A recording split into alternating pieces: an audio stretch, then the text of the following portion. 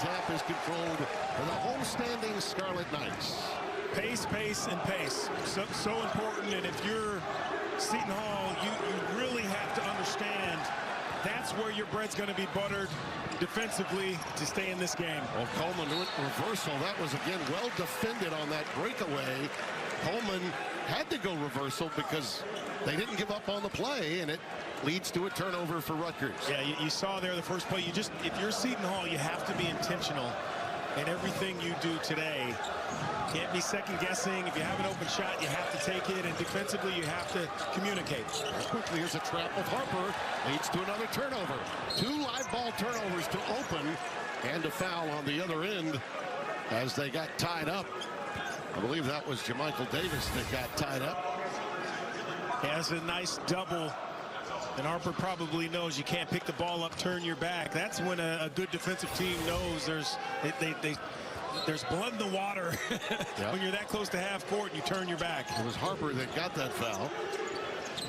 And now Seton Hall, after collecting 2 live ball turnovers, looks to scratch on this end of the floor.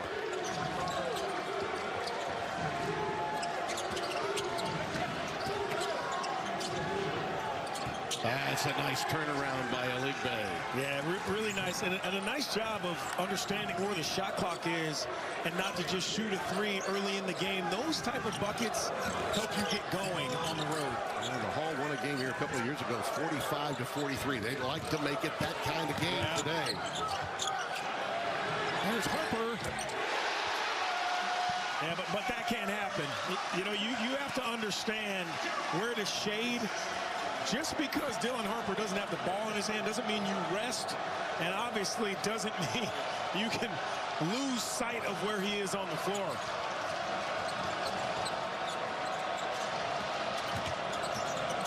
Coleman trying to drive baseline, was cut off by Williams.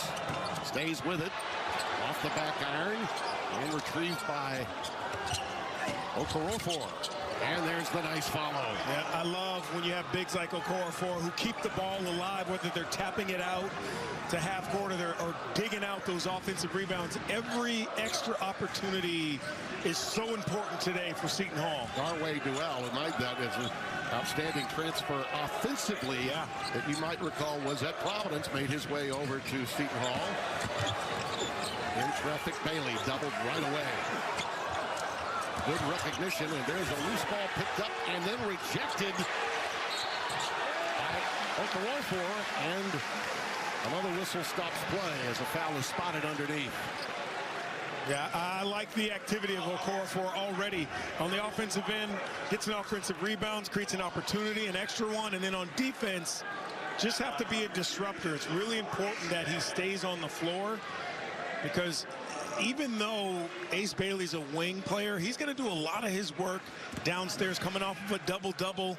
Last game, 15 points, 15 rebounds, so really has a knack with that length, Ace Bailey, around the glass. Guys like Okorafor from Nigeria, and they counter on the other side with Emmanuel Oboli. Oboli is a youngster that only began playing basketball at age 18. And number 21 in red will be heard from, too. He has got a body by Nautilus that is wide and strong. Seton Hall by 1 as Adewusu. I don't want you going to buy a Nautilus machine, Tim. That's genetics, okay? You cannot have that. Just so we're clear, that's all DNA. It is. Now that foul. Oboli picks up that foul. And Okorafor, who I just mentioned, another young man that transferred in from Louisville by way of Nigeria, will get to the free throw line for 2. Yeah, Okorafor's activity is just really allowing Seton Hall early. I know we're only a couple of minutes in, but this is a crazy environment. It is energized. You can hear them even on missed free throws, but his energy and his ability to be engaged at both ends so far really allows, and it can allow their guards to roam a little bit and maybe take some chances, but you need that stability inside. He's giving them that in the first couple of minutes. This was a banged-up Seton Hall team to begin the year. They're really happy to get Duval back. Okorafor has struggled. He had all kinds of injuries, ankle problems while he was at Louisville, and he comes up empty at the stripe. Seton Hall still leads by 1. Almost 3 minutes gone by here in Piscataway. And there's another takeaway. 3 live ball turnovers, and we're not quite 3 minutes deep for this Rutgers team.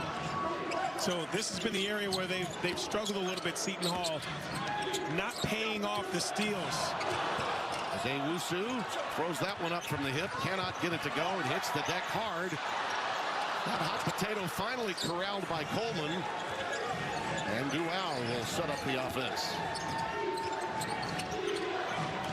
Wide open. Aligbe. And it's pulled down this time off the deck by Oboli. Yeah, you have to when you're on the road. You got to pay those steals off, especially those live balls. You get a chance to set up, you got to make it pay. Harper off the back rim. Pulled down by Duval. 4 Seton Hall steals. And we're not 4 minutes in. Stop and go maneuver by Duval. He has to give it up. Well, that's that Ace Bailey. He's so long, you're not going to shoot one over him in the paint. Adewusu goes to the left hand. Oh, round and in. They're really happy that Dillon's not having to play the point. They had to resort to that about 3 games ago. That's not his place. He's a guy that scrambles you up and really likes to attack the rim. Yeah, he's so strong, too. When you take that point guard situation away from him, Tim, now he can play a little bit more freely. Seton Hall really pressuring the ball beautifully. And they have gotten the kind of tempo set that I'm sure they're going since the Hardwood Classic Trophy was introduced. I love trophy games. We have a lot of them in football, not as many in hoops. Yeah. And I think that's a good sign. We ought to have more of these. You know, you mentioned it, too, off the top. Shaheen Holloway, which to me, look at it's sacrilegious. I think I told Shaheen earlier in the season that you don't have one player from New Jersey, but he understands, and those players understand what this game means. And when your coach understands it and has been around it for so long, it's easy for him to kind of give that to the guys. Well, make no doubt, there is a culture at Seton Hall, and it is set by Shaheen Holloway. There's another foul spotted underneath the hoop, a push. I believe was the guilty party. And these are those games too that you don't want tic-tac fouls, you know. And I thought that in that first break, I thought the officials did a nice job of kind of staying out of the way. You didn't really even know they're there. Those are the best officiated games when you don't know they're there. And that would be an advantage to Seton Hall. Absolutely. This whistle allows them to play the kind of defense they want to play. There's another steal. Getting into the passing lane yet again. That's 5 steals. And once again, it's Duval that gets in there, number 33 in blue. I mean, Prince Aligbe is one of those guys, too, that they really are counting on to give them a punch offensively. Adewusu, that is not his game, the outside perimeter jumper, but it was wide open. He had to have the green light on that one. Rutgers has 3 points, but 5 turnovers. And only 3 coming from Dylan Harper. And another turnover just into the game. Lathan Somerville, and that pass was knocked away yet again. So that's 6 now. Steals for Seton Hall. Copeland. Yeah, bad shot there. You can definitely get a better shot than that. And that's just an Isaiah Coleman not touching the ball much. So he decides, you know what? I'm going to let the next one go that I touch. But Isaiah Coleman is another one of those guys. And I think in years past, especially last year, the year before, Seton Hall had guys they could go to. You knew where that ball was ending up at the end of the shot clock. I think that young man right there can be the guy for Shaheen Holloway. Coleman has the ability to score the ball in so many different ways, but you have to have the right decision making to go with it. Look at them collapse so quickly on Bailey. As soon as he gets the ball, and he had it baseline. P.J. Hayes, a sharpshooter from downtown, has checked into the game. Number 23 for the Scarlet Knights, and once again, Prince is trying to work his magic. Gives it up to Coleman right at the top of the key, and he knocks it down. He got a better shot. Great example there. It almost thought about that from three-point range. Nice shot fake, gets into that 15-foot range. He really has all the tools.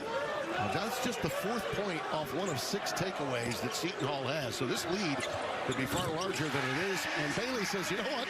Forget about driving the baseline. I'll just take it baseline extended, and he knocks it home for his first bucket. That's what length and 5 extra inches over your defender affords you. Wow. He likes this matchup.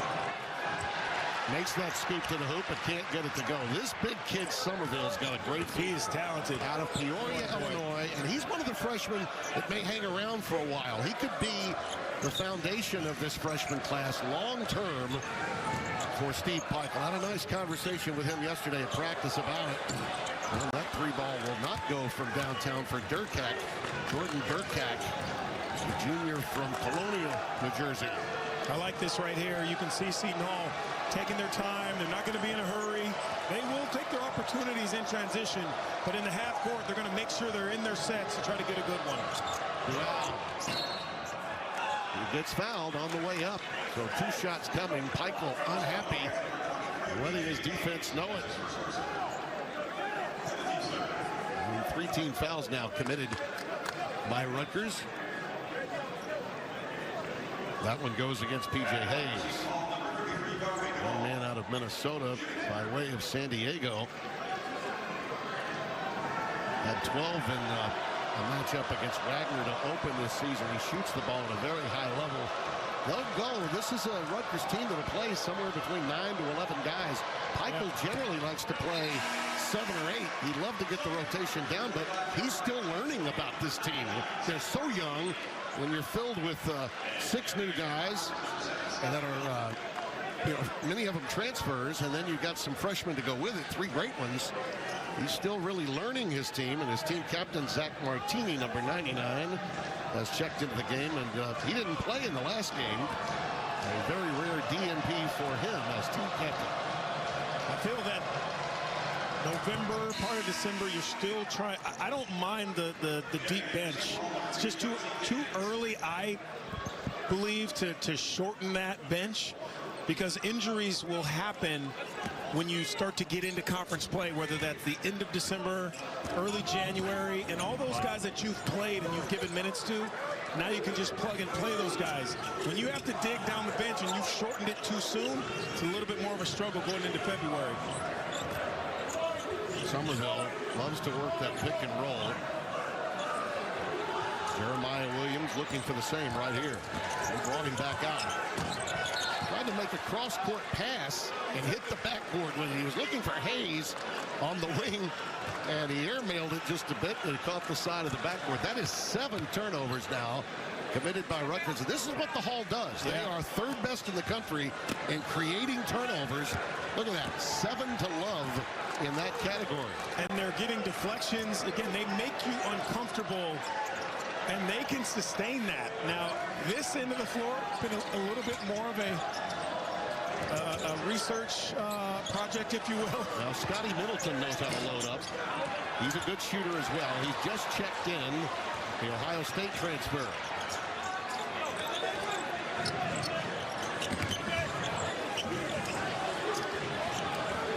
And the freshmen have checked out of the game, so a completely different look for Rutgers now with those guys out.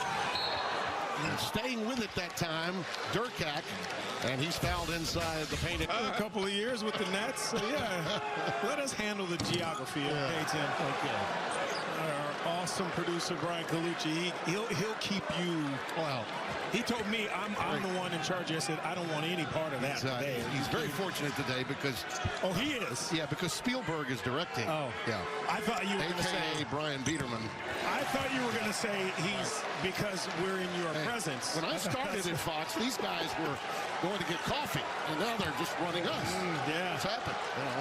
Now you better get their coffee before they're in control now. The Hall leading by 3, and yeah, don't adjust your sets. Looks like a Yankees-Mets spring exhibition game score. 8.5 minutes gone by. There's a nice cut to the hoop.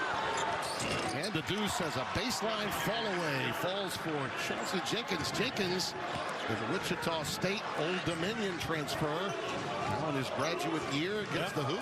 Was banged up a little bit against Oak State, so only played 10 minutes. Looks good there, but the way you keep Shaheen Holloway happy is run what he's asking you to run out of a timeout. Always remember, and sometimes guys forget in that 8 seconds from the sideline to the floor. Well, you made a great point. There's Somerville. This is a guy that you believe they should feature more, particularly when Harper and Bailey are out of the game, and he finally decided to take one facing the basket. He can play with his back to the basket as well. Another one from downtown goes Toomey. Yassine Toomey knocks it down, the young man from France, and it's 14-6 Seton Hall. Yeah, I think it's by design that Lathan Somerville's in the game without Bailey and Harper. Now they're waiting to check in, but that Somerville touch can't be a jump shot for him. He's got to get that down low. No one can guard him right now in a blue uniform, and this is awesome. Toomey from the top. And again, another nice play run in the half court. You have to understand where you're supposed to be, obviously. But when you catch the ball, you can be indecisive on the road, 1, in this building, 2, and against this Rutgers team. Now that's an engaged Seton Hall bench when you see us. Coleman getting up, rooting on those guys. And they've got 6 field goals by 6 different guys. So any way they can get buckets, they'll do it. There's a ball fake and a dribble drive, and it leads to yet another turnover. And again, a loose whistle. A lot of contact. And coming down with it is Scotty Middleton. But it's consistent. Yeah, absolutely. The calls are consistent. It's a physical game. And really, in all fairness to the officials, they could call a foul every single time down the floor. So showing some discretion, I agree.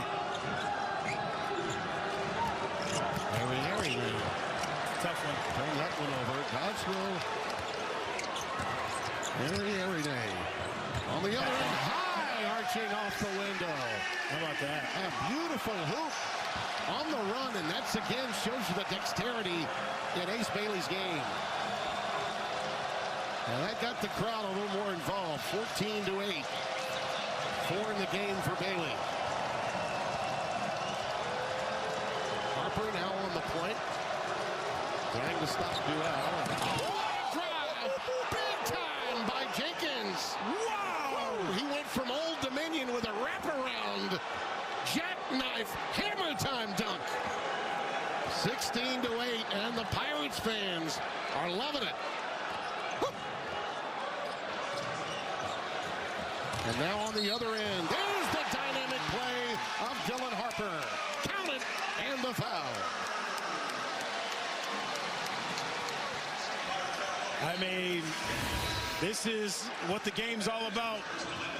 You see a 6'10" guy, they're talking about being the number 1, 2, or 3 pick in the draft. You go right at his chest, Mr. Jenkins, and then we talked about this in the open. Dylan Harper, just everything slows down when he has the ball in a good way. You play at his pace. He doesn't care that you just dunked on this boy. He goes down and gets an and one, gets the crowd back into it. You mentioned his brother, Ron Jr., played for Pico at Rutgers. His mom, Maria, played at the University of New Orleans. Think about that. This is, and I go back all the way, obviously, to Ron's days. It's 16-11 as the Scarlet Knights cut into that lead that was once at 9.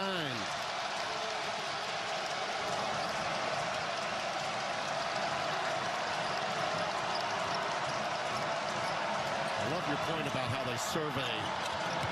Duell decides to take it off the bounce. The iron unkind, and it's pulled down by Durkat. And really good defense by Harper there as well. Bailey again. And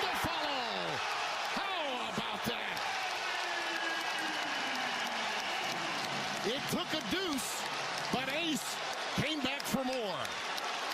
Just pad your stats, get your own, and take it right back up again. Well, when you're 6'10", it's easier to get up and go get it, but that second jump, I think scouts see so many things in this young man. His body's still got to fill out, but that is just pure instinct. That is, okay, I know I missed it. Let me get that quick, go back up and put it back in, and that's what really sets him apart from a lot of players in college basketball. I love your comparison in our open to Lynn Bias. And I know there are a few people that maybe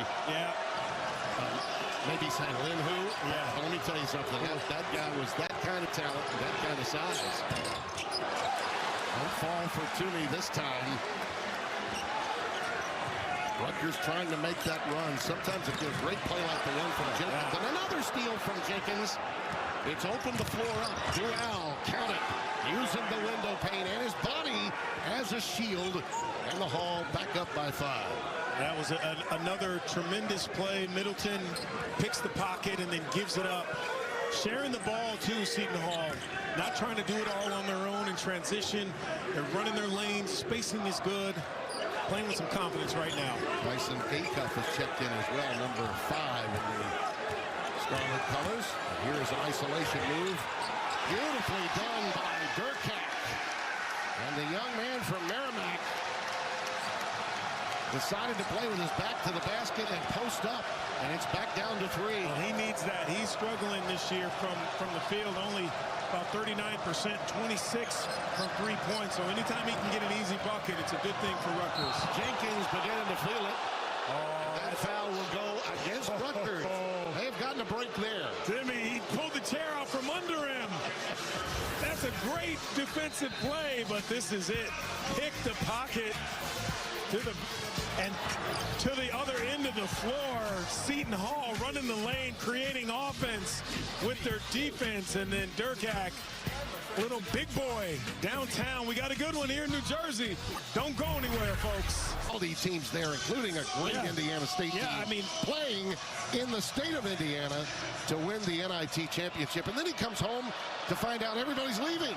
And now he's reconstructed this program, and the foundation of it may be tedious, but you can always count on the fact that they will play with a lot of heart. Yeah, he and the team had to overcome that emotional low from being left off the NCAA tournament guest list to go win the NIT championship. I mean, it helped that the first 3 games were on campus at Walsh, and then the championship was at Hinkle where they play. But to be able to do that and dig down and to get your players to stay motivated, it just shows you a little bit about who he is. And he obviously loves the game. He loves his players, and he gets, I don't know, it would be a hard find to find somebody who gets more out of their players than Gene Holloway. And on the flip side, Heichel is also an outstanding defensive coach, but when you have this kind of talent on offense, especially when they're this young, it can become frustrating on the defensive end. That kind of turnover again has been problematic. And here's Jenkins for 3 again. And just like that, the Hall moves back up to a 7-point lead. Yeah, their defense is really showing exactly who they are. I mean, this is their identity. Rutgers' identity hasn't shown up yet. Plenty of time, and that will help. Yeah. But those closeouts and those deflections and playing the passing lanes, you have to sustain that if you're Seton Hall. You can't get too far ahead of yourself and think, all right, we have this thing figured out, because there's too much talent in red. Nice cut. And a foul spotted. Harper was a little bit late in trying to pick up Jenkins through that high pick. And by the way, Hayes made that last 3-baller, and that's why he's on the floor. Yeah, you have to, again, earlier in the game, Harper hit a wide open 3. You have to know the guys.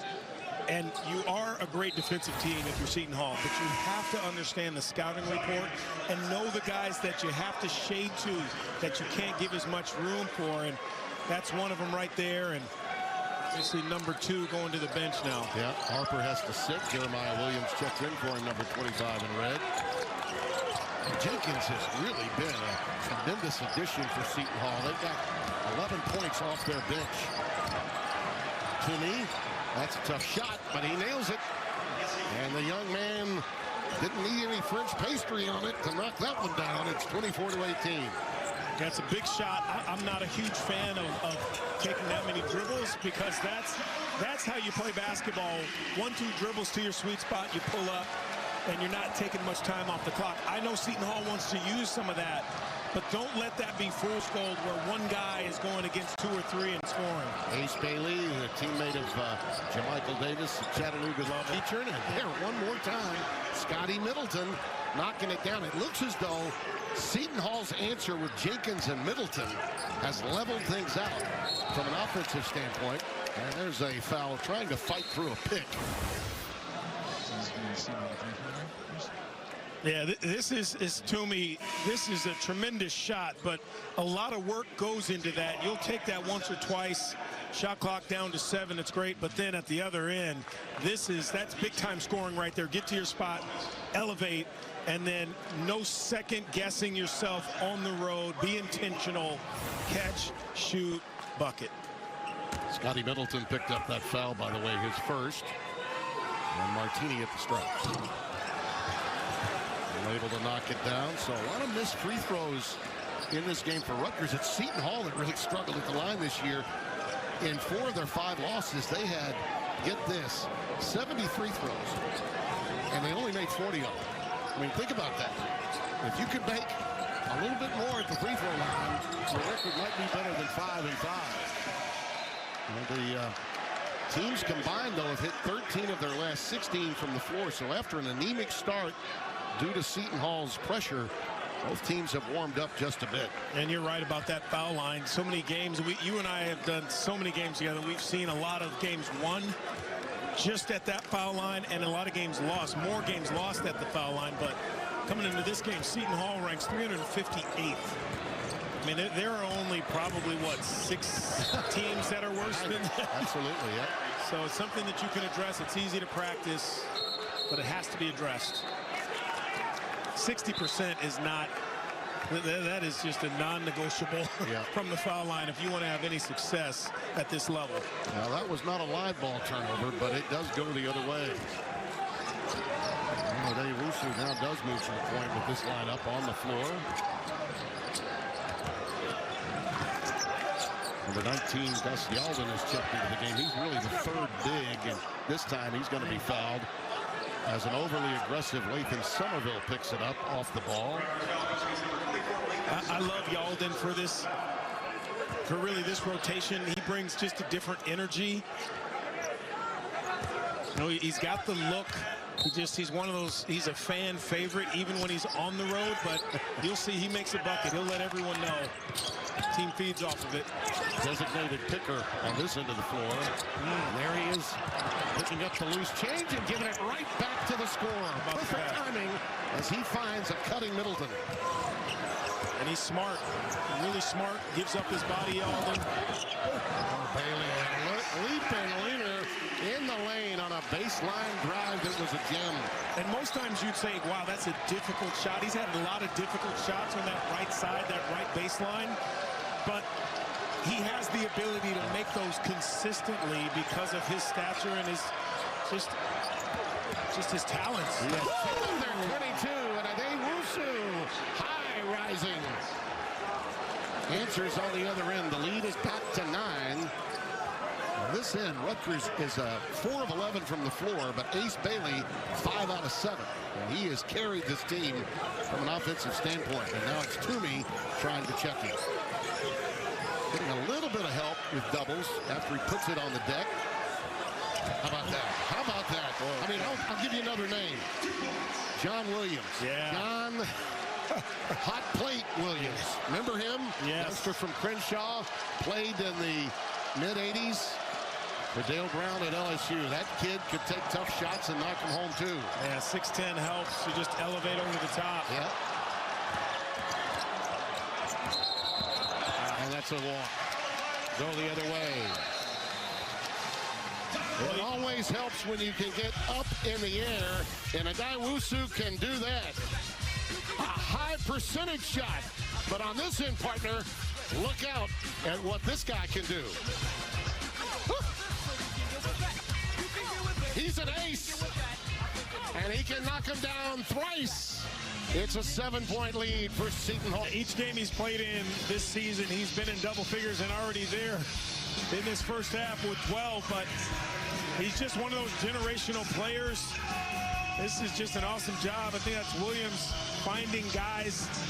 And what happens is he attracts so much attention with and without the ball that you have the right complement of guys around him who can also find that success. And you and I had talked about, you know, that how Shaheen Holloway develops his guys and how he motivates them. Well, Steve Pikiell, to me, could be the best personality developer out of young players. And he knows how to manage those personalities. Indeed. You need that when you have two guys like Bailey and Harper. And throw Somerville in there, too. I think he's going to be a spectacular big. Another turnover. Russo again. Oh, beautifully done. Used his body as a shield and then went with the right hand for a little lay-in to make it 33-24, equaling their largest lead. 11-2 in points off turnovers. That is the storyline to this first half. So there has to be communication, much better communication defensively for Rutgers. They're a better defensive team than they've shown in this first half. But when you don't talk, guys don't know where to go or where they're supposed to be. That's just a thing of beauty. That is a thing of beauty. And you know what? Sometimes when they say the iron's kind, it's because the basketball gods know who released the shot. That is just dynamite. 33-26. Well, he's shown that he has such nice, soft touch. He gets going at a good pace. And there's just too much bumping right there. Well, he has Middleton, and it looks like Middleton and Ace Bailey just trying to bang, but this is just a wonderful job stepping through and the soft touch. There just aren't enough adjectives to match this choreography right here. Oh, man.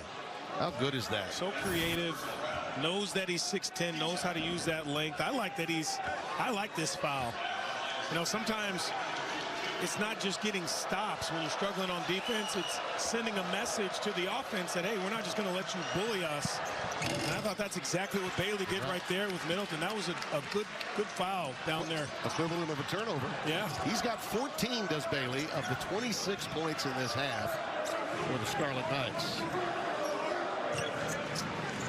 Each team a collective 2 of 7 at the free throw line. Oh, that's Seton. Just into the game. That's a young man that can really help them. He's been beleaguered with foot problems. Finally got back into the lineup to give them added depth in the backcourt. I tell you who made that happen was Yalden. Showed hard all the way out to half court, ran back, so there was really no basket, no one open underneath for an easy basket. No. Yalden backing in. That was a pretty smooth little move. I thought he created some contact. Did not get the whistle. You're right there. Letting him play on both ends. There's Bailey again. This time Yalden cuts him off. And a foul spotted underneath. Yalden wanted a foul, but I think because he was falling away, if you go into the defender and then you get knocked off your spot, they can call that. But when you're already falling away.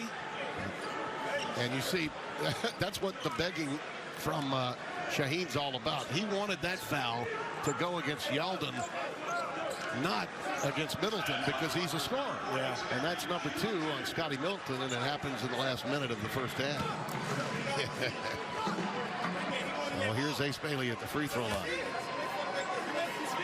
You think back about your UConn Huskies for just a second, and I know they had that tough trip to Maui, but remember this, Cam Spencer, before he made Connecticut, in my mind, he was the difference in making them a national champion for the second consecutive year.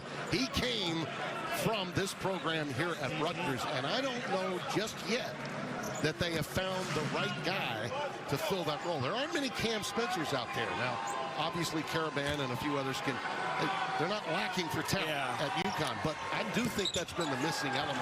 For them early this year. I agree. Cam Spencer not only had the ability physically, had great size, he could shoot it, he could play multiple positions, but he had a toughness that you can't teach. Again, he didn't back down from anyone. You lose that toughness. It's hard to, you can't coach toughness. Shot clock under 10. And here's Ade Russo releasing. Oh, that was halfway down the cylinder and out. Keeping it alive, and that putback won't go. Human pogo sticks down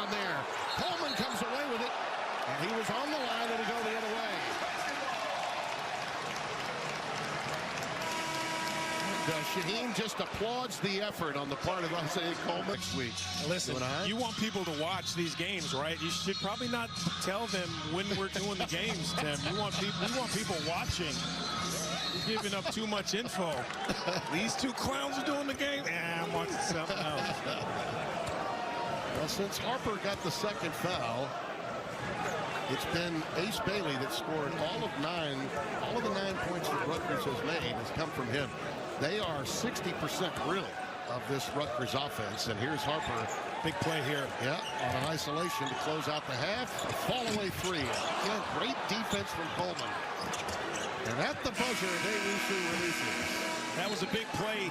Either way, some momentum for Seton Hall. They got a lot of confidence in this first half. Some questions have to be answered for the Scarlet Knights. Can do so much with the ball and without it. Number 4 in the Scarlet colors today. There's a nice little duck under move off the ball fake by Aligbe. Prince Aligbe going right. Again, it's what coaches love to see out of halftime, out of timeouts, when you run your stuff and you run it all the way through and it pays off. No matter how much you concentrate on stopping this guy, double wherever you want, he can contort that body and still get a good look. I would say a lot of his moves are going to his right. Got to make him uncomfortable, go the other way. Davis, the little runner won't go. There's the foul.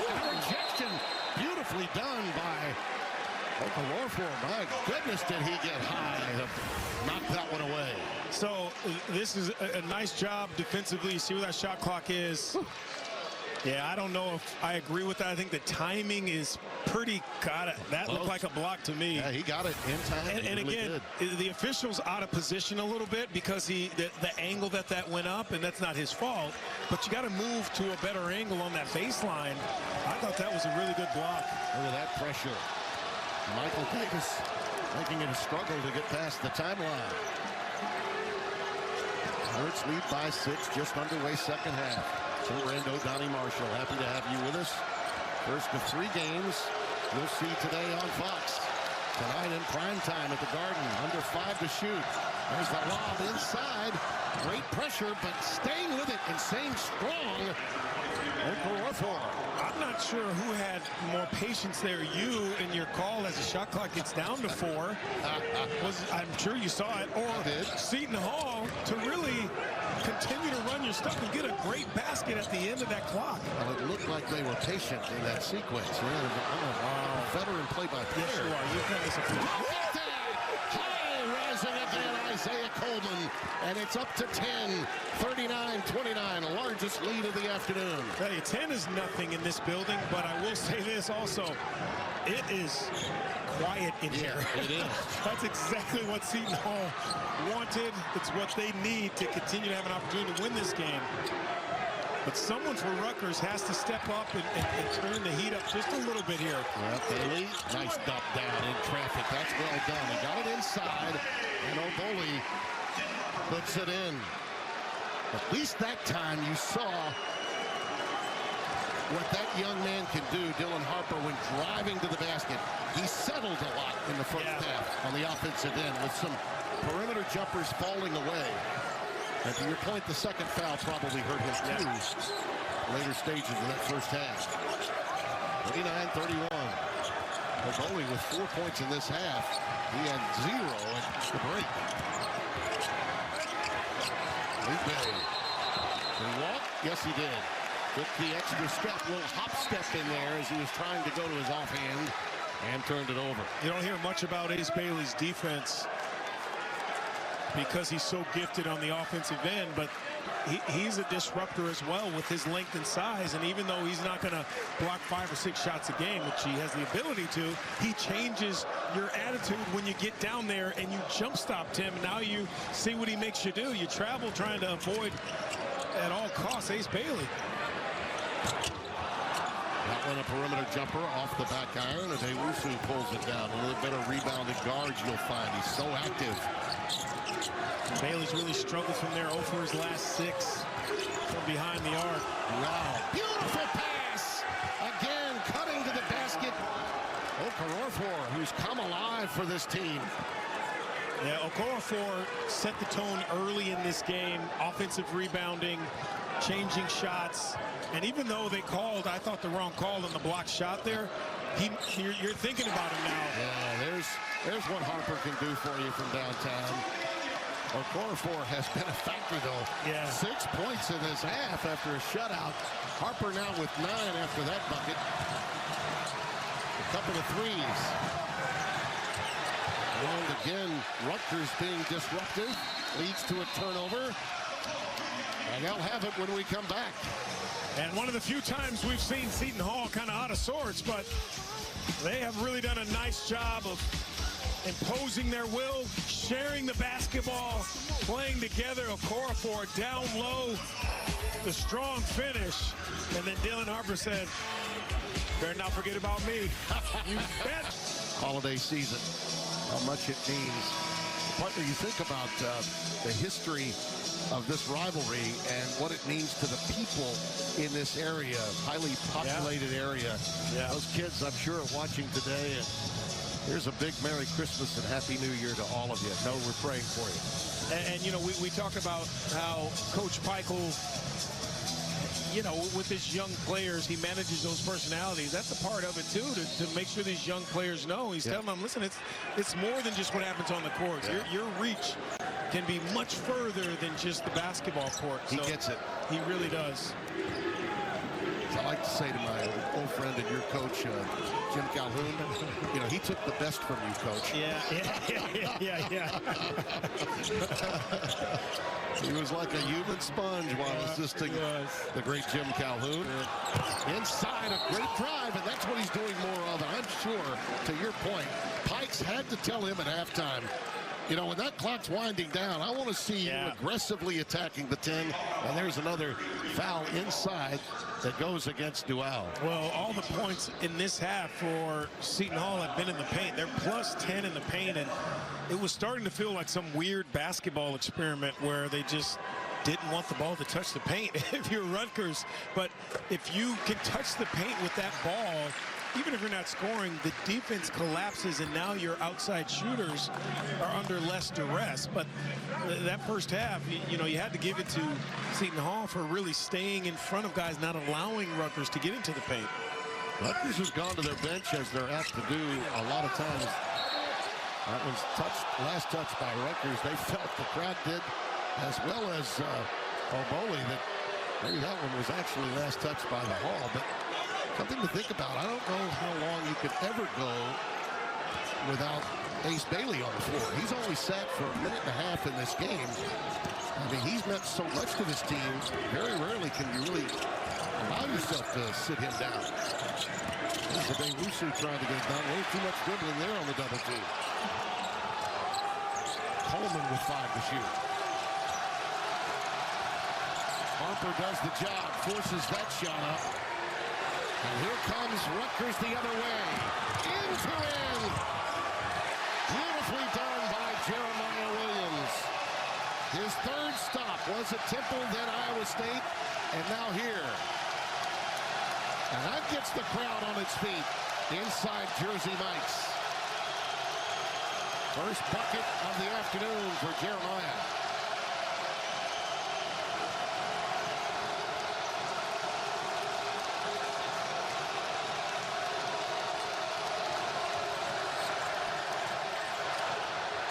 That's a quick three. That's playing into the hands of the home team. 6-0 run since Seton Hall led by 10.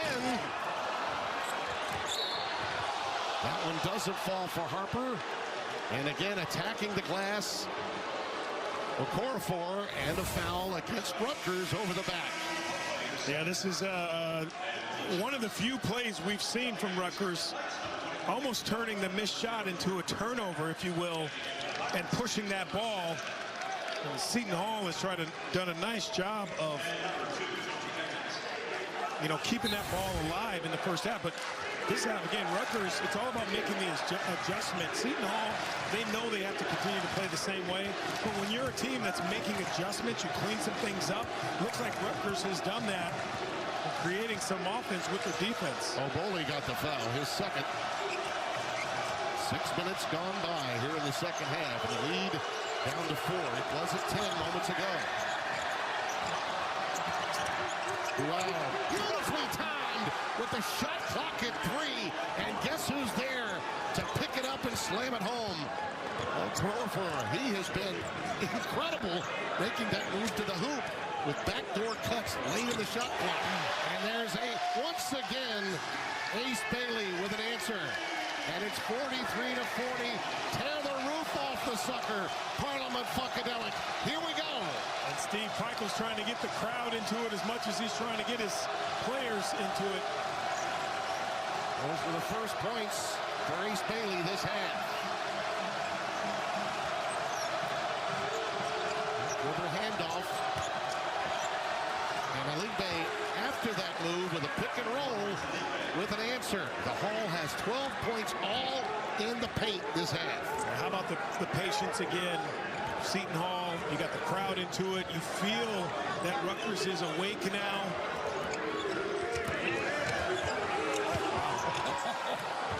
Arching off the window and taking it down off the deck and then having his pocket pick as Durkak makes the play and a little extracurricular afterwards. And they're having to separate them now. It's like some of the coaches, you can see Shaheen's on the floor telling his guys to get back.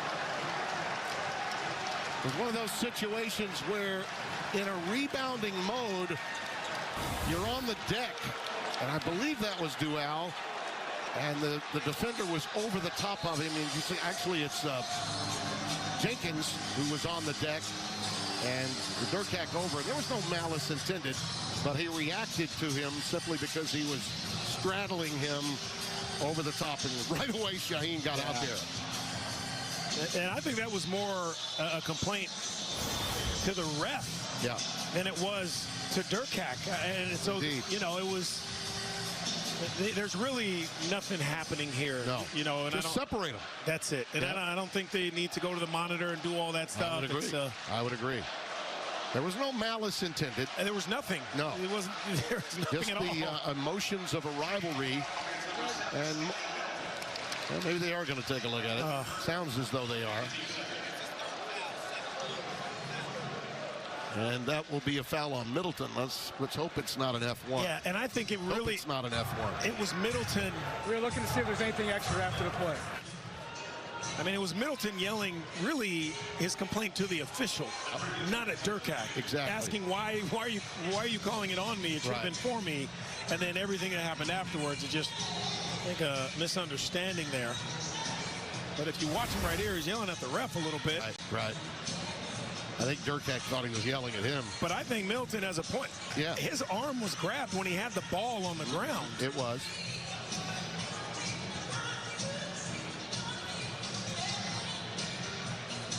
And you see Middleton yelling at the ref saying, I had the ball, he grabbed my arm. So baseline ref did a nice job of grabbing Durkak. But that's what Shaheen wanted first and foremost, was to get everybody separated. And you could see Okorafor right in the middle of it again. Indeed. Grab it. I mean, he's got the wingspan to grab 6 people, and he does that. Yeah. To get his teammates gathered up and away from him. There was really nothing there, though. I sincerely hope that it's just a common foul. I understand why they have to look at it. And one of the issues that we have from our elevated position here at Jersey Mike's is that we're not privy to that. They'll have to announce it, and they have a microphone down there to do that.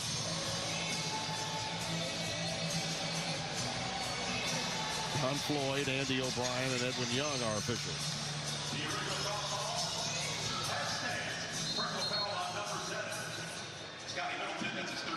It will be just a common foul, I think. We have a shooting foul on number 7, Seton Hall. Will be shooting 2. There's nothing extra after the play. Yeah, that's a good call. Well, as they say, make the most of what happened in the aftermath of it all. Middleton, though, does have 3, and that's noteworthy because he's another guy that can help this Seton Hall team that at times struggles to score. But this is when you need, you know, guys like Coleman and obviously do all those guys to kind of step in. They are pretty interchangeable in terms of their size defensively. This is a young man, by the way, that excelled at Merrimack. I mean, he was the NEC top scorer. Just grew up 20 minutes from Rutgers. So he loves representing New Jersey in every way imaginable. And he's one of the favorite players, really, for Steve Pikel, who urges that crowd to get on its feet again, and they do. It's always a great crowd in this building. Generation to generation.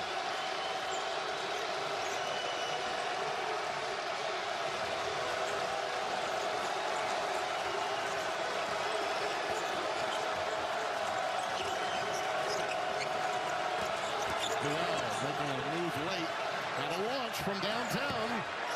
Too strong that time for Middleton. Yeah, really nice job defensively by Rutgers. And again, attacking the 10, Durkak. And he'll get to the free throw line as a result. Yeah, well, I thought that Seton Hall took a lot of the aggressiveness getting downhill. Rutgers usually likes. They took it away by deflections and getting into those passing lanes, so it disrupted a lot of what the guys in red wanted to do. Well, when you get that ball and go off of a miss, it's hard for even a really good defensive team like Seton Hall to get set up. So now you're playing catch up, you're fouling, and you send guys to the foul line.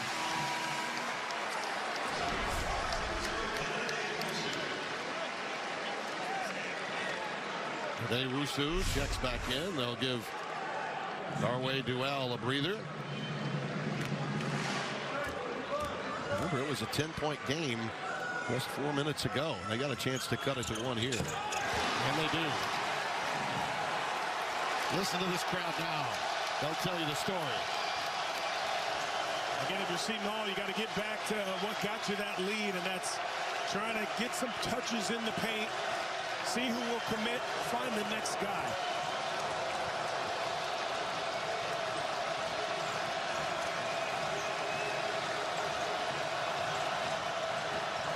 Great flash. Even better defensive play. And the foul underneath.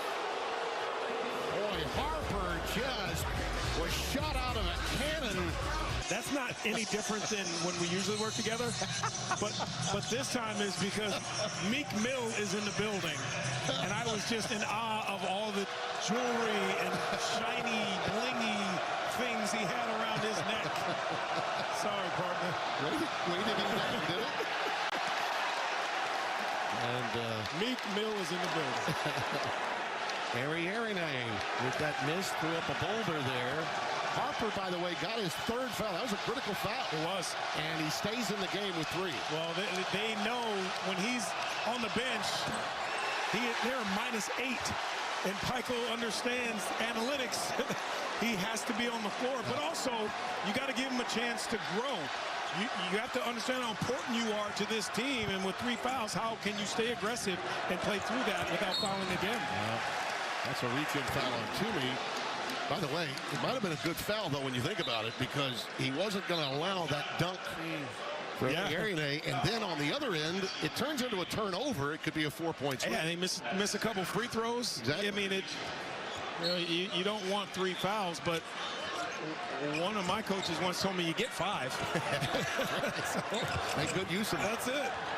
There's a double again on that reach. Dewusu was there, as was Coleman. And that one will go against Isaiah Coleman, his 2nd. Shaheen Holloway knows his team is teetering here. Maintaining this lead is important. Seton Hall is not a team that can adjust as easily when playing behind. And you see they got 5 team fouls already, so just a couple away from shooting free throws the rest of the way, Rutgers. Daly working on Toomey. And it's pulled down by Davis. How many times you see him undersized come away with the ball? Jenkins, who had a great first half, may have gotten away with steps there. That ball's got to move. If you're Seton Hall, it's getting a little stuck. Shot clock under 10. And a carry. And get Toomey for a carry. And suddenly, that whistle that seemed to be so very loose in the first half has tightened up mightily here in the second, and that angered Shaheen Holloway. Yeah, tight like a tourniquet. Yeah. I mean, that's exactly what it feels like. But Seton Hall's movement just not as fluid the last couple of possessions. Maybe a little bit too much watching that score to see where they are versus just kind of running their stuff.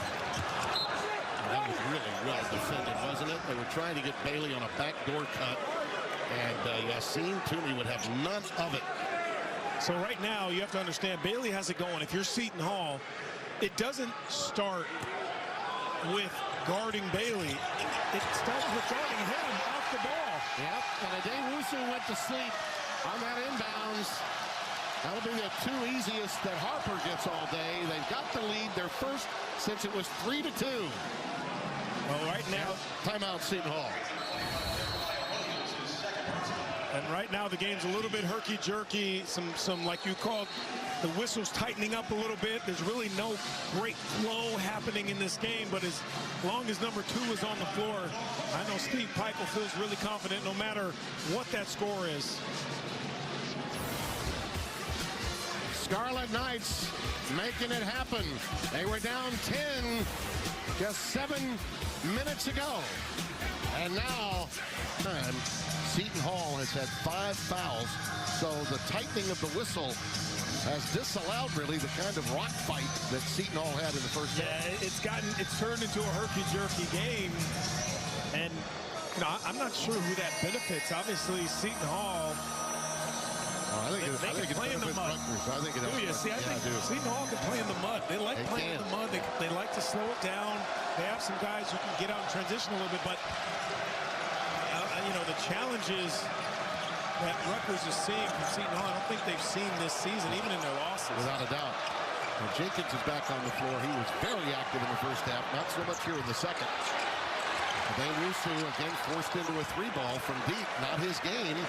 And Rutgers comes down with it with the lead by 1. But the ball's not moving for Seton Hall. What made them so successful earlier in this game was that ball was popping. It was changing sides of the floor. Great defensive play by Coleman. Hands of Velcro. He got into the passing lane on that backdoor cut. That's really nice vision, though, to not take your eye off the ball when you know your guy's cutting behind your back. You gotta keep your eye on that ball. I said before, Seton Hall is not a team that plays well from behind. They need to maintain contact here. And that one does drop for Yassine Toomey. I think that Seton Hall, and I think Yassine Toomey is showing people that he's one of those isolation guys. Absolutely. We've seen Shaheen Holloway put him in that spot a few times today. Haley, beautiful bounce pass entering right back out to Harper. They had the triangle working that time, and it's a 2-point Scarlet Knights lead. That's a tough one, too. Somerville was wide open, but you can't get upset that they miss you underneath when your running mate knocks down a long 3, a much-needed one. Oh, beautiful move inside. They're going in for steps, though. Adewusu thought he had made the move in there beautifully, and they get in for steps. Here's Harper's tray. He's got 15 now, 9 of them coming in his half. Man, all the shuffling of the feet and sliding the pivot foot, they call that as a trouble? I didn't see that either. Wow.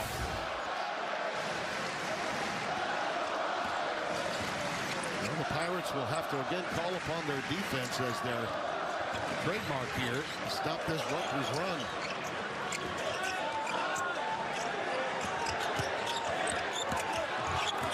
In traffic, goes to the left hand. Oh, that's knocked in beautifully by Durkak. A little garbage time for the lunch pail fella. Yeah, they need a player like that, and I think he can be that guy. Well, you better have some against Seton Hall. They'll dirty you up. Yeah, 9 points, 6 of them this half for Durkak. Jenkins in traffic. We get steps again? Yeah, we did. And Shaheen Holloway felt there was a foul, and he's letting them know. Whistle's been going against the Hall in the last 5 minutes. Yeah, the same physicality is it's not being called the same, I think, is what Shaheen Holloway's argument is right now. Yep. He thought maybe that was a block. Jenkins might have tried to create some more. It was a little off balance. It might have been easier for the official to call that. Have a travel. Bailey all the way to the rack. That late double from Toomey rejected him, and here come the Pirates the other way. Again, you got to be able to pay it off when you come up with a steal on the road. Williams with those long arms. This is the guy you want to have it, right? Banked it in. The bank is open on Saturday here in lovely Piscataway.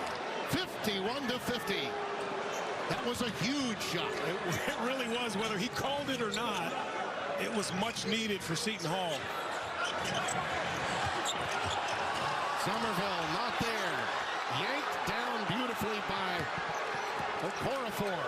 He's been dynamic today on the glass. Oh, Toomey with the no foul, though. Going straight up, trying to fade back a little bit. First Pirate to get into double figures. That was a really nice job defensively. Again, it's one of those, they could blow the whistle, be justified, but the fact they let him play on, you like that. Keep an eye on Toomey. He's got the hot hand right now. He wants it badly. It's going up. Well, that time, he dented the backboard. 51-50. He was feeling it maybe a little too much that time. Bearcat, ball fake and a beauty, and another foul inside the painted area. And Okorafor is holding his hamstring. He's getting up gingerly. The beleaguered, the bruised, the battered are all in Jersey.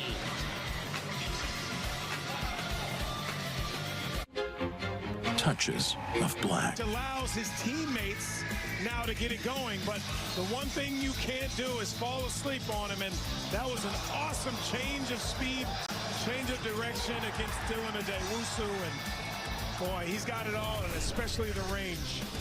And that's going above and beyond, is it not? Sponsored by Jersey Mike's. Be a sub above. Talked about that difficult schedule for Rutgers. Ball bounces a couple of different ways. They'd be 8-2 instead of 6-4. But boy, oh boy, they've got such a great ceiling for success. But this is one of those games that you really need to get into the win column. Seton Hall's last foul is their 6th team. So they'll be shooting free throws, Rutgers, the rest of the way. And that's going to be an offensive foul. It'll go the other way. Again, it's just the game this second half has really been herky-jerky because it plays like that. And they're going to get Bailey here for a moving pick. That's why he just pressured him right through it, and Peichel is beside him. But the first one is he's getting grabbed. Yes. So call the hold, and then you won't get to that. I think Steve was talking to the officials about that. Bailey only with 3 in this half. It's been Harper's half in the second. It was Bailey's in the first. Coleman, not to be. Really forced that one. Jeremiah Williams all the way, and it comes off the heel. Pulled down by Dual. All the way to Coleman. That's a big transition loop for Seton Hall. Very few easy ones in this half. That's a nice job of taking advantage of an opportunity. Just because you think of the pace of Seton Hall being slow doesn't mean guys are going to take those chances. That pass to make in traffic, but again, a whistle stops play. And that will be the 7th team foul. Middleton now picks up his 4th. Nice job. Nice job by Dual to look up the floor. That ball doesn't even have to be dribbled because it's a pass that's on time, and all he has to do is catch and go up. So 1-and-1 time. Braves Bailey. Very quiet second half for him. Well, I think it's clear to point out that this isn't with Harper and Bailey, this isn't Batman and Robin. This is Batman and Superman. That's who they are. The biggest recruits, arguably, in Seton Hall, Rutgers history. Yeah, Batman and Superman out there. There's no Robin. Wow. That was rejected again. I love Lathan Somerville.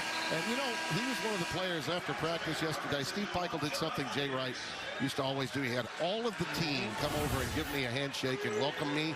And this kid, you could tell, he, out of Peoria, Illinois, is made of the right stuff. Just cares about the game. His team gets it in every way. Doesn't have to start to be effective. Wow. That one got up off the front iron, and a reach-in foul, and that was needless that time. A reach-in that simply wasn't needed, and Middleton got his 5th. That is just, you got to know time and score. That's a big guy to lose, particularly for a team that struggles to score at times. And even though he only has 5 today, he's an answer for you from the perimeter. Well, I agree. You got to know time and score, but when I played, I had to know my foul situation. Time and score was okay, but my priority was, okay, how many fouls? Okay, I have to get back. We're not going to get anything out of this but a seat on the bench.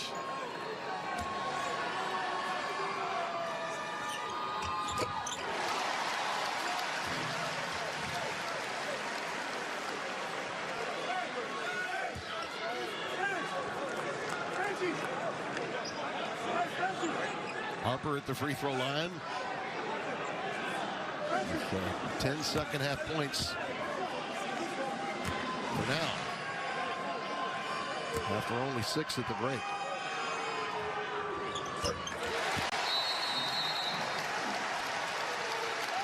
And a full timeout coming from Rutgers.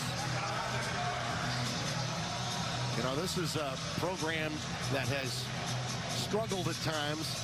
And it's never easy when you step up to this level of the Big Ten, but it's rich in tradition too. And especially Seton Hall is as well when you think about it, okay?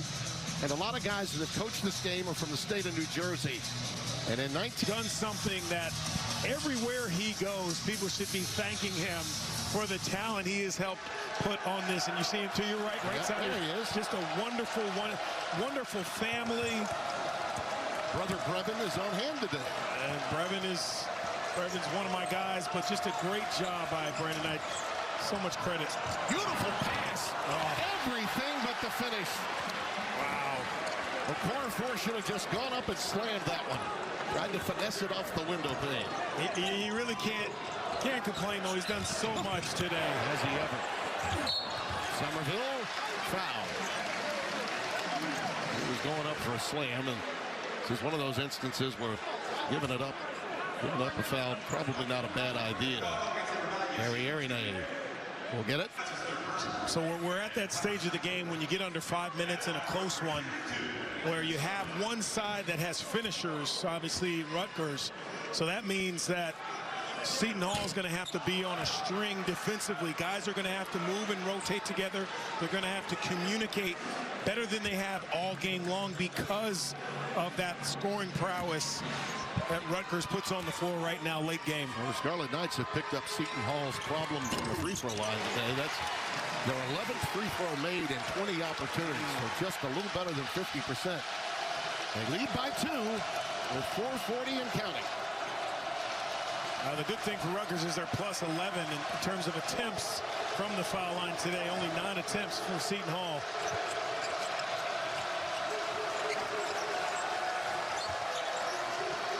Coleman, beautiful curl and a flash to the basket, and give Okorafor credit. He just keeps on keeping on. That's that little flex action. Screen across, pin down, guy comes up. That was Copeland, drives, you draw somebody. Great pass. Okorafor will eat this half. And there's Harper sliding in there. Think about that adeptness of his to go high, arching off the window to get that one home. Here they come again, on their feet. Up by 2.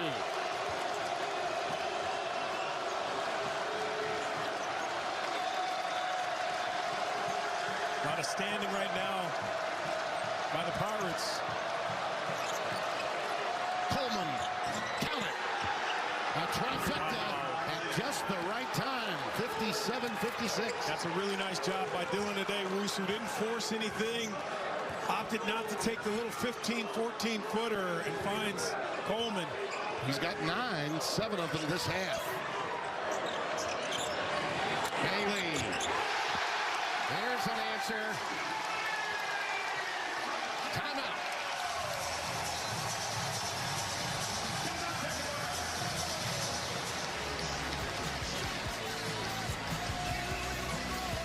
They're beginning to rain some threes, partner. First, Isaiah Coleman from downtown. And then we know he's been struggling lately, but you got to put a hand up when greatness is in front of you. Ace Bailey got his boys in red up too. Don't go anywhere. Had a good finish ahead. At Texas, So right. What a great hire. And you know who helped make that happen? Mike Tranghese. Yeah, Mike who was T, the commish. The guy that was the right-hand man to Dave Gavitt, was hired by the late Mike Slive to help them get their basketball back together down south. And boy, have they. We love the commish. Right, probably in Providence, watching us right now. Working on his putting, hopefully.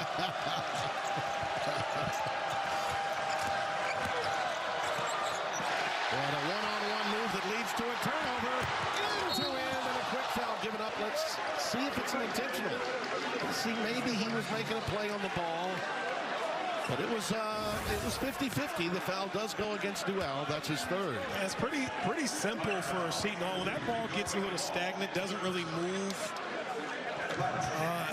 It's not good offense for them, and it's easy to defend. You know, when the ball's right in front of you, guys are kind of zoned up, even though they're in man-to-man. That ball's got to switch sides of the floor. Smart foul when you consider the situation that Duell was in.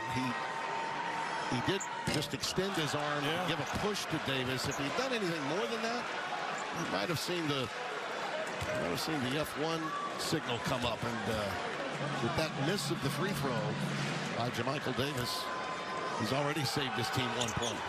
Yeah, and it's a one-possession game either way. So coming down to cases in Piscataway.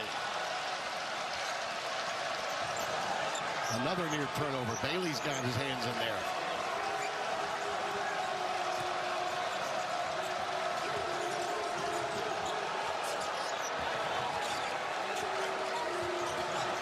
Rusu forcing it up. Pulled down by JaMychal Davis. That's a nice job by Rutgers to everyone fill that lane and get ready for that miss to come off. Good job on the glass. Rusu is scoreless this half. The score's right about where Seton Hall would like it, but they got to make baskets late, and there is an unforced error. And Seton Hall will have it. Well, we're under the 2-minute mark. They might take a look at it. We'll see during this break. 1:59 left. They have the right to do that. Take a look here.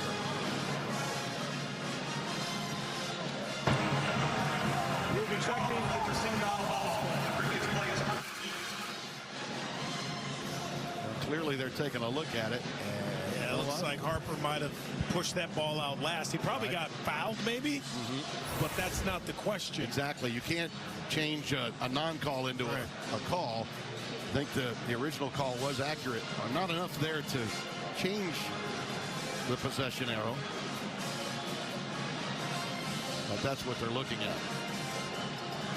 When you think about it, if you had said to Shaheen Holloway prior to the game, I'm going to tell you you're down 2 with under 2 to play, and the score's in the 50s, and it's not going to get any higher probably than the 60s unless we go to overtime. Would you take it? I think you would. 1,000% in this building, and they've done a nice job, Seton Hall, of keeping this crowd out of it for the most part all game long.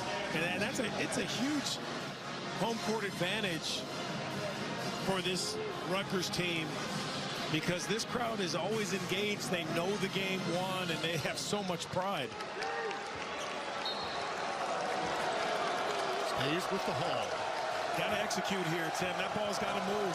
Switch sides of the floor, get to that second and third side, see what the defense does.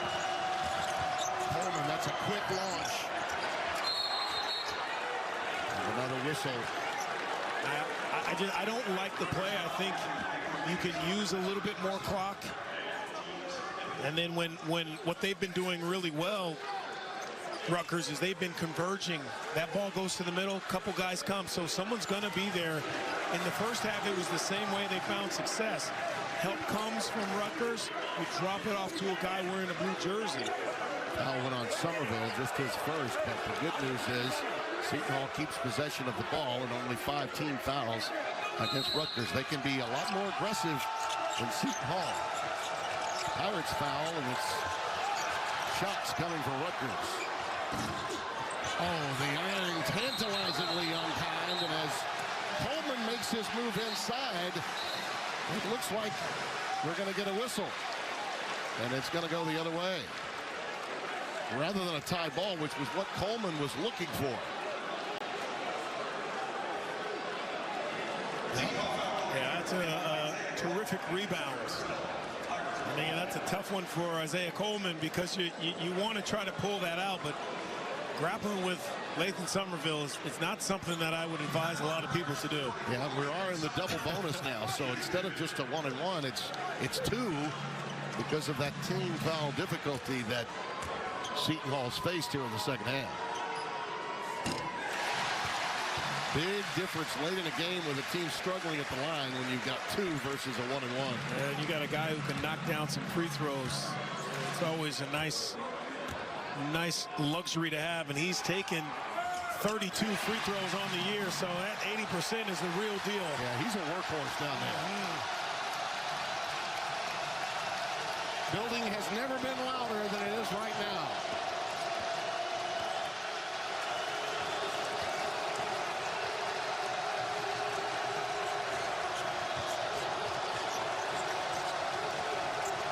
Coleman. Not there. There's the follow and a foul to go with it. It would have been an and-one for Okorafor had it dropped. Got to tell you, he's really done a nice job of trying to control that paint and really be disruptive on the glass, keeping balls alive. But this is where the struggle has been for this entire team. Oh, that ball's going to be out of bounds. Yes, because only 16 fouls. Oh, wow. So maybe a bonus for Seton Hall. I thought he was taking a shot. I did too. It should have been 2 shots in my view. Probably better than not shooting free throws, unfortunately. Given his percentage of the line, you're right. And again on the dribble drive, Coleman is fouled. And now we've got the 7th team foul against the Scarlet Knights, so it is 1 and a bonus. Yeah, smart play by Coleman there. Again, late game, late clock. You keep the pressure on the refs, and you keep the pressure, obviously, on the defense. And that's number 3 on Bailey. And keep in mind, at this stage anyway, overtime is a distinct possibility.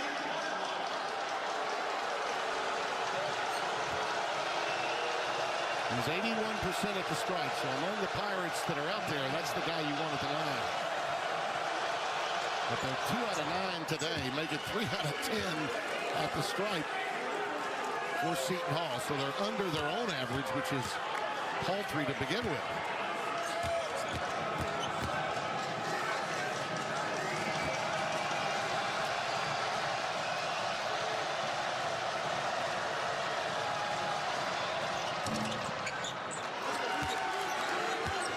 To a 1-possession game with 1:14 left. Seton Hall picks up full court. Like they say, have Harper off the ball. I'm sure he's going to come and get it at some point here, but I like that. It alleviates a little bit of pressure. The Pirates have done their job. They've turned it into a root canal game for the homestanding Scarlet Knights. Under a minute left. Harper Finishers. Boy, when you have finishers late game, it's such a luxury. No stress, or not as much stress on Steve Peichel. Was it a dagger? We'll find out after this Seton Hall possession. Coleman. Harper with the rebound, and it might well have been a dagger from Dillon. And now he's the maestro conducting this partisan crowd.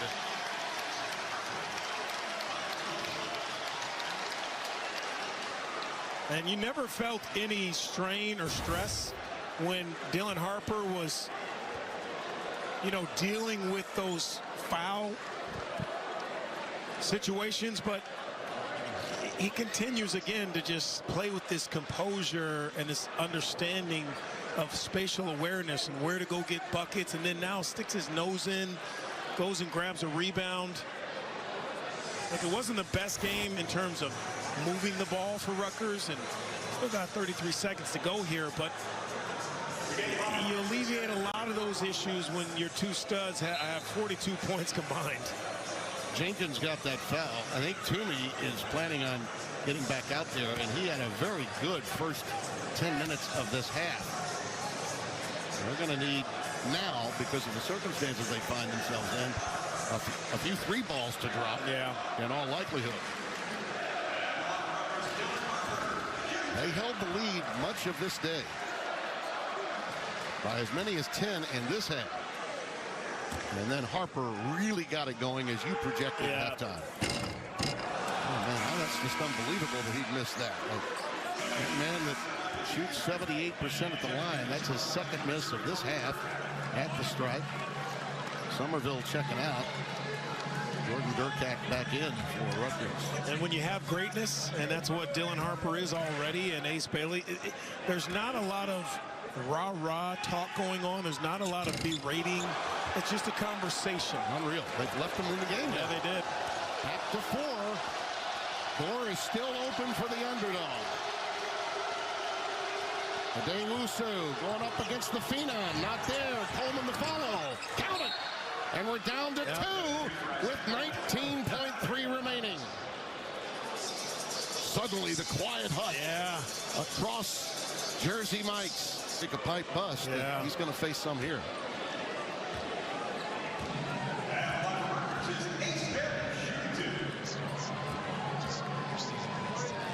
He gets 2, but still no less difficult a chore for this young man out of McEachern High School in Chattanooga, Tennessee. Wow. When you see the season point story, that's exactly what Shaheen Holloway had in mind today. 79, just under 80% to 63. Bailey is now 1 of 7 at the stripe. I will say this about pressure, though. Oh, man. They say pressure is a privilege also. And here's Adewusu. Coleman wants it. You know he does. The leaner doesn't go. He follows it. No whistle, and there's one on the putback opportunity with 6.4 remaining. I got to be honest. I am impressed that Coleman didn't try to shoot an early three-pointer. The message was sent from Shaheen Holloway. Again, keep the pressure on the defense and also on the officials. As was the decision to foul Bailey immediately on that inbounds pass. I'm thinking about Jimmy Valvano. Yeah. Let's make him shoot. Yeah. I still think that Dylan Adewusu went for the steal, and they called the foul, but you're so right how it worked out. By the way, Jimmy V coached at Rutgers, the freshman team. It was his first job in coaching. Had Bobby Stack. There's a name from the past, former Wake coach, and think about that, a young guy from Connecticut with a Connecticut background. Isaiah Coleman with the biggest free throws of his day. Well, you talked about it. You just talked about it. Yep. And a quick sub. Shaheen Holloway to get some size in there. Well, that's a lot of time. I mean, with a guy wearing the number 2 on his jersey for Rutgers, 4. That's a lot of time. That is a lifetime on the clock. 6.4. And by the way, open gates. Playing, you got potentially the 2 of the top 3 picks on the other side there. So impressed by Isaiah Coleman today. A lot of people in the state of New Jersey thought today would be a blowout. Yeah. Seton Hall has done it the Shaheen Holloway way. Make sure that it was not a blowout. Isaiah has the last 9 points, and here we go. End to end. Dylan Harper, the buzzer. Hello, how do you do?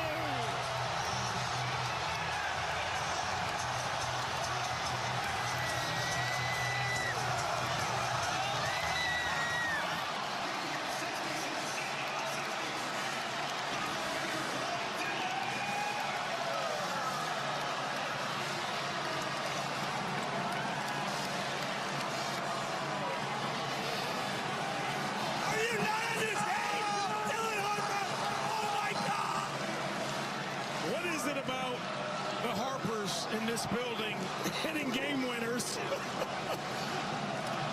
What is it? How special, again, it's all about having finishers.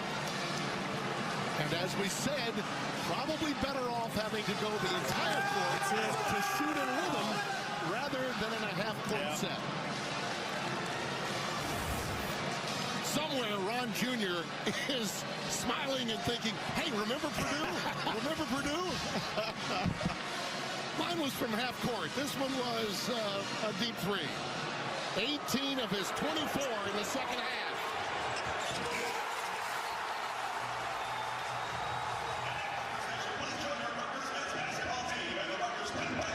How good is that? And the crowd here maybe falling from one rack to the next at Jersey Mike's. Back-to-back wins, and the trophy will stay. The Garden State Hardwood Classic trophy will stay here at Rutgers. First time since 2013 in that 11-game span that they've been able to pull it off. Brian Colucci produced this matchup today. Brian, don't call me, but I will always call him Spielberg. Biederman was our director. Our thanks to them and our entire Fox Sports crew. Ethan Cooperson, our outstanding numbers guy, by my side. For all of them and everyone with Fox Sports, Tim Brando saying so long. Thank you for watching Fox Hoops. After the break, we'll join Rob Stone and Casey Jacobson in our Los Angeles studios.